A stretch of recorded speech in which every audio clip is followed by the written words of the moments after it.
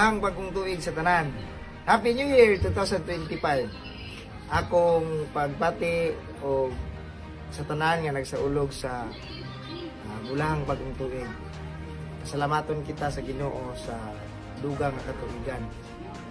So, congratulations sa tanan nga naakaron sa ilang tagsa-tagsa nga panimalay kay magsaulog kauban sa iyang pamilya.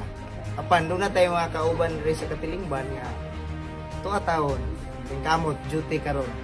Atong isgutan karon ang pangutana nga gitugpo kanako sa akong silingan.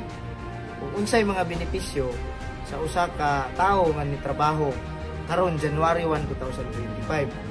Ang January 1 every year di-classify na siya sa balaod isip regular holiday. So unsa man ang regular holiday?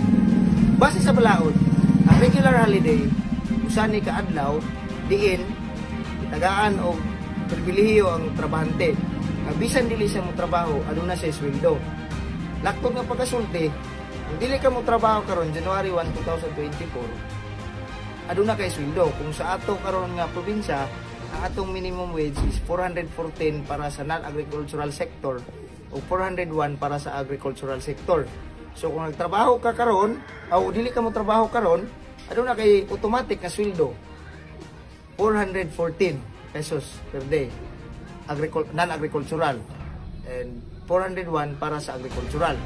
Ang pangutana karon attorney, kung mo trabaho ko, so base sa balaod, kung mo trabaho ka sa panahon sa regular holiday, double pay ang tawag. So para sa non-agricultural sector, kung mo trabaho ka karon 8 ka oras, ano na kay sweldo nga 828. Ug sa agricultural sector ka, kung mo trabaho ka karon sa 8 ka oras, ano na kay dawaton nga 802 pesos.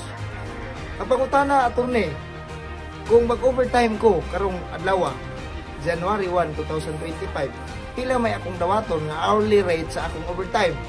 Base sa balaod, ang hourly rate sa usa ka trabahante nga motrabaho panahon sa regular holiday dungagan og 30%. Busa karon og motrabaho ka sobra sa 8 ka oras, base sa akong computation, aduna kay oras nga 134.55 centavos sa matag overtime nga imong buhaton sa imong trabaho karon.